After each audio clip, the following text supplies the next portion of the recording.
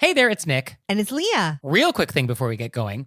Please subscribe to our show and follow it. In whatever platform you're listening to us on. Yes, whatever app you're using right now, there's probably a plus button or a little bell or it says subscribe. Well, tap that, please. Just a quick little, and it makes such a big difference for us. We would really appreciate it. We really would. So please do that, and thank you. Thank you. And now, let's start the show. Yay! Hey everybody, it's Nick Layton. And I'm Leah Bonema. And we had so many great questions from you all in the wilderness Ow! that we have a bonus episode. So here we go. Our first question is, quote, "My husband and I both have children from previous marriages, and they all live with us full time. Earlier this month, my husband's ex-wife emailed my husband and told him that their youngest daughter told her about our upcoming spring break vacation. She then asked my husband if she could join us on the beach for a few days. Immediately, my head began to spin, thinking of the pure awkwardness of sharing our Airbnb. My husband laughed and told her very plainly that wouldn't be an option. But now I'm curious. We wouldn't be comfortable with her being there for lots of complicated reasons surrounding their custody dispute and all of the issues that came along with that endless journey. But maybe the polite thing is to let her? Should we be trying to co-parent? Or am I right in thinking she's completely out of bounds for asking such a ridiculous favor?" Up top, what I love about this question is that the person, much like myself and how I think, goes full circle. Immediately they were like, what? What are you talking? You're going to come with us? Yeah. And then her husband also says that to the person. And then she's like, when I thought about it later, I thought, should I be doing this? And then she got back to, it's ridiculous that she asked, right? Yeah, no, really went on a full journey. Full journey. I loved it. So the general rule, I think, that applies here is that it is rude to invite yourself to other people's things. Like, that's just rude. We don't do it. You don't invite yourself to someone else's wedding. You don't invite yourself to someone else's party. So you don't invite yourself to someone else's vacation. Yeah. Can I come? Yeah, no. Can I come? Yeah, that's awkward because we don't do that. And now you put the other person on the spot for having to tell you no. Like, ugh. I did have the caveat that I don't have children. So I can imagine it's a little bit different when you just want to be with your kids. Like, I want to give that woman that little bit of a... I mean, the question of like, should we be trying to co-parent? We are not the show for that. That's not a thing that we weigh in on. But I think it is a good reminder just about boundary setting in general, whereas it is okay to set boundaries. And you can be polite and set boundaries at the same time. So if you do not want this person joining you on a beach vacation, you can just say, no, unfortunately, that won't be possible. I don't know if we need to laugh. And I don't know if the husband's laughing was to her as he said that wouldn't be an option, or if that was just when he got the email and then he was a little more polite when he declined. But I think we don't want to laugh. Well, I mean, it's him and his ex-wife. I think they probably know how they communicate with each other. Or they don't, and that was the problem. But he could be However. But I read it as like, come on, you know you can't come. But I think there is a world in which the request could have been like, hey, I heard you're going to be doing this vacation. I was wondering if I could get a separate Airbnb. And so I could spend time with the kids during the day, and maybe I'll join you for one meal. Like, I think there's like that world. So I don't know if that was the request or if it was more of like, oh, can I please join you and your Airbnb and somehow have you guys pay for this as well? And your new significant other. Right. But I think you should feel fine saying no. Like, you obviously want to say no for a myriad of reasons. So does your husband. It's not a good idea. That obviously feels like the right thing. Right. Also, the fact that it was referred to as a ridiculous favor does make me think that the ex-wife's request was to have it paid for as well. Like, that would be a ridiculous favor. So there's that. Our next question is, quote, "We have a really good friend who's an artist, and he is very generous with his art. And he's gifted us a few pieces, which we've had in our house for about 4 years now. We just bought a new house, and our aesthetic is changing. And we're redecorating, and we don't really think his pieces match our new style. And, if we're being honest, I just don't want to hang his art anymore. However, we worry about hurting his feelings and him noticing that his art is not in our house. Do you have any thoughts on how we should handle this?" I got like acid reflux halfway through this conversation just because I felt this so deeply that I was like, I don't think I can answer this one. Well, first, congrats on a new house. That is very exciting. Yes, congratulations. I mean, I've been in the same place forever, and I feel like it took me 9 months to pick a wall color for paint, and I cannot imagine starting over in a new house and like picking it all over again. So I think I would just replicate the exact aesthetic I currently have wherever I go. Regardless of the architecture, the city, if it's Palm Beach, if it's Iceland, like I'm going to have the same aesthetic because I cannot spend another 9 months picking a gray paint. That's me. So the key thing that I love in this letter is the if we're being honest. So it sounds like we just don't want this art anymore regardless. It has nothing to do with moving, nothing to do with aesthetics. We just don't want this art. Well, I think it's had its time and now they're on to something else. Yes. Okay. And it sounds like this is a friend who probably comes over quite often. So is gonna know. Yeah, because otherwise you wouldn't have to worry about it. Right. They would never know, but they must visit often. So I guess I would probably say nothing unless they brought it up. I think that would be my first strategy and just let them bring it up. Otherwise, we ignore it. And what would you say if they brought it up? Oh, we're just trying something a little different for a little while. Oh, we're just rotating our collection. Oh, we hate your art. Yeah, I think I would do something like we're trying this for a little while. So I think I would leave the door open that the art would return, but it just for right now, we're just trying something different. So I think I would kind of have it in that world. That's very nice. I like that a lot. One idea I did have is if you liked this art, but it just was the current collection wasn't working for you, you could commission him to paint something specific for the new place. So if your color scheme was very different or, you needed something figurative instead of something abstract, maybe you could ask for something specific from this person. That's a great idea. I do get the idea that they're done with this person's art. We are done. Yeah, I don't think that's probably going to be the way we go with this. But I do think we should not get rid of the art. So if you can store it, that is ideal. Like you should not deaccession. Oh, they have to keep it. Yeah, you have to keep it. Yeah, you can't send it to Goodwill. They can't see their art out on the street. And I think if you do need to get rid of it because you just don't have storage for it, I think then you would need to offer to give it back to the artist and be like, we're just trying something different right now. We want to make sure it's being, taken care of properly. Would you be interested in having it back? Something like that. Yeah. Oh, I just get anxious just thinking about it. Not that I think it's the wrong thing to do.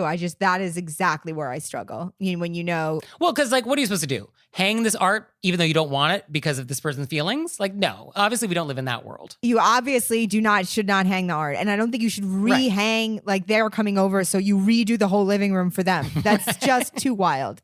Right. So we don't live in that world. Even for me, that's wild. So I think what Nick said is perfect. We're doing a little something different right now, switching it around. And hopefully your friend will understand. That's why I think if it's possible to keep it and you have storage space, that's nice because then it still feels like it's a part of your collection, even if it's in the attic. And if there is a spot in the house where you can just toss one of these things up, because it sounds like you have quite a few pieces here. So if you can take one, put it in a hallway, the laundry room, foyer, somewhere a little out of the way, that could be one way to solve this problem. Just toss it somewhere and be like, oh yes, your clown painting, it's in the arboretum, whatever. But if you really don't want it, don't feel obligated. You are not obligated to hang it. Yes, correct. So I'm sorry. Our next question is, quote, I'm joining a group of friends on a girls' trip to Florida. We're staying in one of the friends' condo, and I'm trying to think of a thoughtful hostess gift that would not be an inconvenience to my host, but shows I really appreciate her. We are flying, so I need to be able to put the gift in my bag, and I think it needs to be something she won't want to bring back with her. I want to know, what's the proper etiquette for this situation? Is it rude to bring a gift to a vacation home?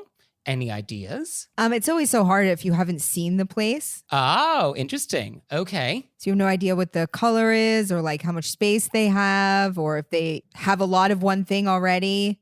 So is there a way where you could gift them an activity? I would love to take you out for a day to this place where we'll do this thing that I know you love. Oh, that's nice. I mean, I think my first thought though is the gift that you bring doesn't have to actually be related to the condo that you're staying. The gift is for your friend, not for the physical space. So it doesn't have to be something for the condo. I didn't even think about that. It could just be a lovely bracelet. I mean, that's what I'm here for. But I think it actually is nice to do something that we can all enjoy. So my first thought was actually coffee, because I think we're all going to want coffee in the morning at this condo. And so that's something nice for the household. And the other thing I thought of is if we're going to be doing barbecuing, maybe a spice rub mix. Something, dry that you can easily pack. No TSA liquid rule issue. So maybe a dry rub. And then I was thinking if we're going to do baking, maybe I would bring a mason jar full of crumble mix like oats and flour and sugar. And so we could just like toss that with butter and put it over like cut fruit. And then now we have a crisp one night. So I thought, that could be kind of a nice thing.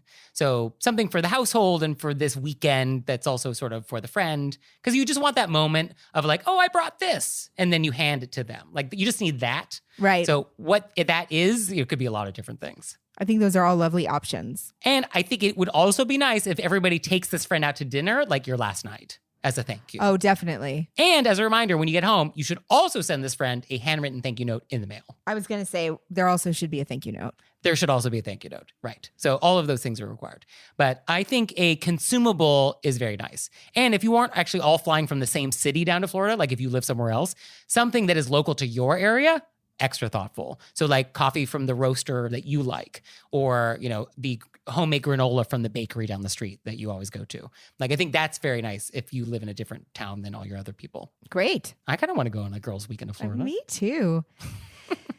May I say, because I'm still thinking about it from the first question, so I got to get it out. Oh, bring it.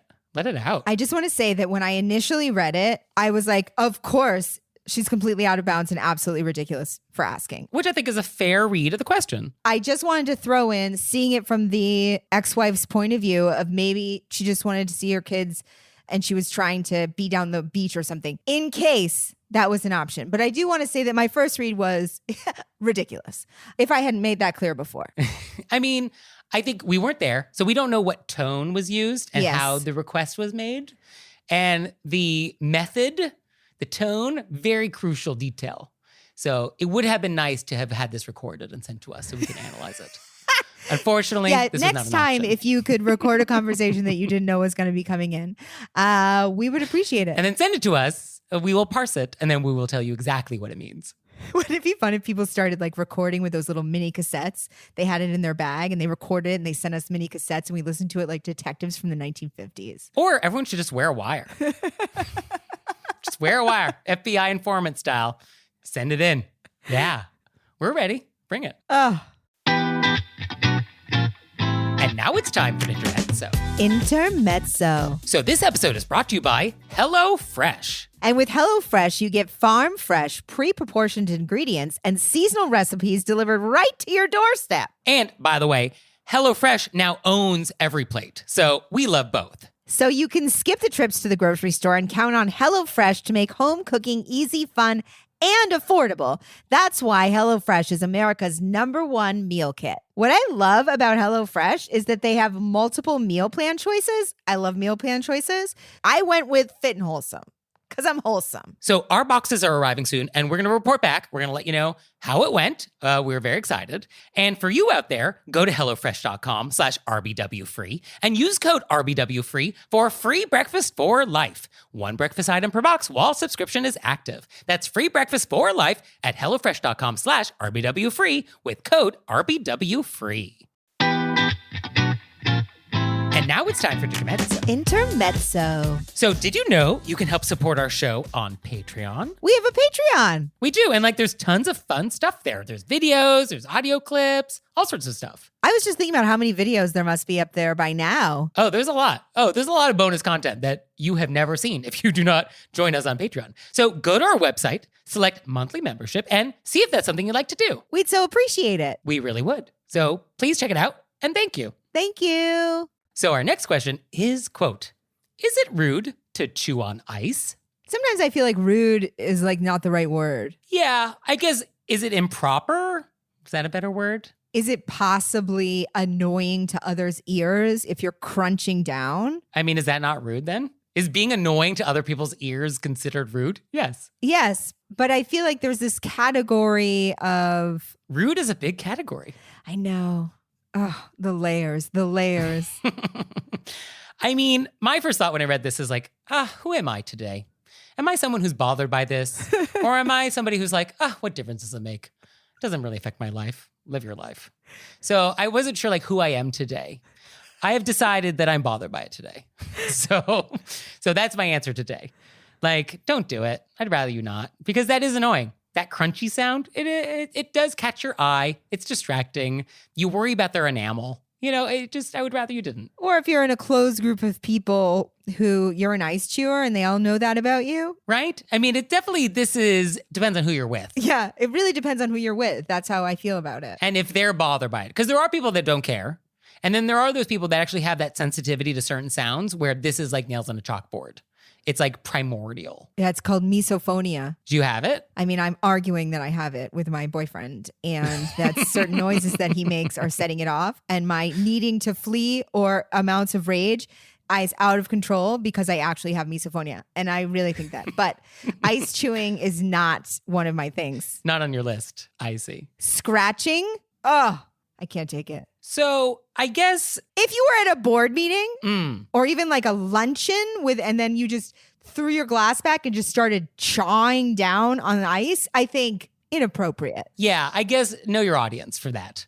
And if you're trying to impress, let's not. Yeah. That's good advice. You're out walking with a friend, you get like a fountain drink and you spin it around. It's nice and cold. It's got that ice and then you drink it all and then the ice is at the bottom. You want to throw some back? Have at it. Have at it. Unless your friend has misophonia and it's Right. ice that sets them off. In which case, don't have at it. Don't have at it. Also, all of our international listeners are like, what is with Americans' obsession with ice?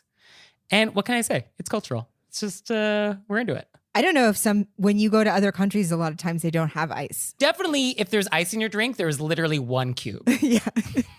So they're definitely not as into ice as we are in the United States. We are really deeply into ice. Like I love ice so much. Yeah. It's so true. Yeah. No, it's definitely like there are certain things that are just super American and, our love of ice and super cold beverages. All year. 4 seasons. Give me an iced coffee in February. Absolutely. Absolutely. What can I say? Just be American. Yo tambien. So our next question is, quote, if I leave a question on a voicemail message to someone and that person calls me back and leaves a message on my voicemail answering my question, is it necessary to call them back? Or should I email them to let them know I've received their answer? This is for a work situation.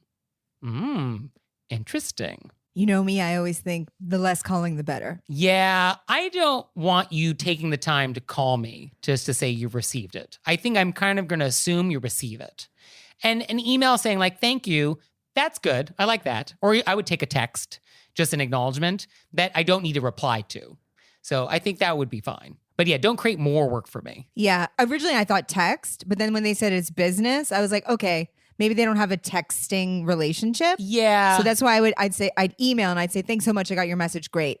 Boom. Yeah. Email. The more I think about it, email's better. Yeah. So just write back like, thank you. I received your voicemail. Thank you for the answer. Best wishes. And then if it was a friend, I would text back. Got it. Thanks. Yeah. I think it is nice to acknowledge, I guess.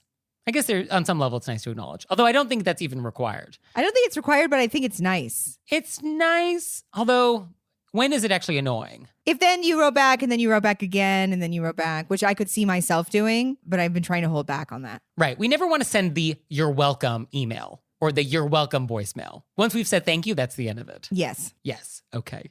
Our next question is, quote. Can I just say something really quick? Yeah. May I just say, this is not related, but it is related to a previous Were You Raised by Wolves episode. Okay. Now, when I'm watching television, I notice when candle wicks aren't blackened. Oh, no. And I go, Nick! I warned you. I said, You did once you warn know me. this thing, you cannot unknow it. I literally was watching and I was like, somebody should have blackened those. Yeah, what? Production design. Sloppy. All right. Our next question is, quote, my family was at a wedding and my sister-in-law decided to wear a long white dress with red flowers. I joked, oh no, you're wearing white to a wedding. You're not supposed to. Uh-oh. And she glanced down at her dress and looked thoroughly uncomfortable. I realized that I should have kept my mouth shut and that making a joke about someone's clothing is never okay, especially when it's not like she could have gone home and changed. I reassured her that I was kidding and she looked great, but I still feel bad about it to this day. So I repent for my etiquette faux pas. But seriously, was she raised by wolves? Who wears white to a wedding? I love this person says I still repent about it to this day because I definitely wake up multiple times and think about things that I wish I hadn't said. Yeah. And as somebody who says things for a living, this is tough. It's a really long list. Yeah. So the whole point of not wearing white to a wedding is that you're not wanting to confuse people and make them think that you're the bride. Like, that's the point. You don't want to upstage the bride. You don't want to make people think you're the bride. You don't want to take attention away from the bride. We don't want to take attention away from the bride. Right. So that's why we don't do it. And just a sidebar, the whole white wedding dress thing is actually relatively recent. It started with Queen Victoria when she married Prince Albert in 1840. So once she did that, people were like, oh, that looks good. Let's do that. And so the white wedding dress actually like became standard, I guess, at this point. So I think if you're going to do it, if you're going to wear white, then you need to make sure it has color on it, like this red thing. And you need to make sure like you don't have it strapless. Can't be wearing a veil. You absolutely cannot be wearing a veil. Can't be wearing a veil. And do not carry flowers because I actually wrote, I think what you said earlier made me laugh so much. Who am I today? Am I a person who would be annoyed or not? I feel obviously reading these questions, I'm like, today I'm a person who has to ask all these extra questions about the questions. Like, was this presented this way? Because I wrote underneath this one, how big are the red flowers? Oh, that's true. Yeah. Is it very subtle or is it like big 4-foot hibiscus? Yeah. If it's like huge red flowers. Right. Or is it these little red and she's got like a dress that has like a train behind it that's white with just little red flowers and you're like, you can't get away with that. But it is so easy to not wear white. Like in New York, I don't know anybody who only wears white. You know, like there's nobody who's like, oh, I only wear white. That'd be like saying like, oh, I only wear bus exhaust and turnstile grease. You know, like, no, in New York City, we wear black. When I see people wearing white, I'm like, you are living on the edge. So bold. Because that's going to be white for less than 30 seconds. Right. I mean, I spill coffee all the time. So there would be no way for me to own white clothing. Can you imagine getting on the subway with white? Oh, I mean, come on. Who are you? Yeah, no. So I think there is a world in which somebody would be like, well, just ask the bride if it's okay. No. Do not ask the bride because the bride doesn't want you to wear white. And you're going to make them be like, oh, I don't want to be a bridezilla, so maybe I should let them. But like, I really don't want her to. And so like, so don't even ask because there are other colors. Yeah, just don't do it. Just don't do it. It's like easy enough to not. Unless there is a trend in weddings where the bride wears like navy and asks all of the guests to wear white. If that's the instruction, then of course wear white. Follow the instructions. But if that is not the instruction, then just wear something else. And don't even get close to white. Just don't do it. Don't even get to be like, oh, is this white? Like if you have to ask, yeah, it's white. You're like, is this an off-white? Just don't wear it. Yeah, is it ivory? It's more obelisk. No, don't even. It's a cement. Well, actually, now we're getting into gray tones and now I'm intrigued. I know. I was like, what if we step towards a color that you're into? Would you continue? So yeah, it's just a risk. And like, who needs that? Who needs that? So the next thing is a vent. Quote, I would like to vent. Why do people think it's okay to dog-ear the pages in library books? On page 5, no less. Obviously, they were raised by wolves. I love the page 5. Just to point out, like, you didn't even get that far. Yeah, like, why do you got to dog-ear that? Yeah. You know, I love the library. And I use the receipt from when I get the library book out always as my bookmark. Ah, okay. Yeah. But I have accidentally once dog-eared a library book. And as I did it, I was so mortified. You try to bend it back. You like get an iron out. You're like trying to read. You're trying to now you're burning the pages. Yeah, now you've set it on fire, because I'm not supposed to do this. No, it's not your book. You're borrowing it. Yes. It's like when you get a library book and it has chocolate in the middle. That happens? Oh, yeah. I've had books where people have chocolate fingerprints, like they were eating and turning the pages. Is this mostly just like the ghost novels you're interested in?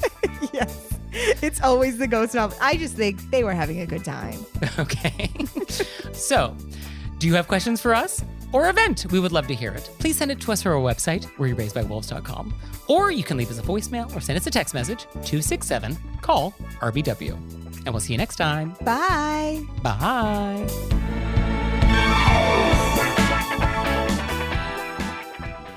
Oh, Leah, one more thing. What? Have you signed up for Patreon yet? I have. Me too. You out there, have you signed up for Patreon yet? No? Well, go to our website, wereraisedbywolves.com, click on monthly membership, check it out, because we would really appreciate it if you'd support our show. We love your support. We would. So please do that, and we'll see you next time. Bye. Bye.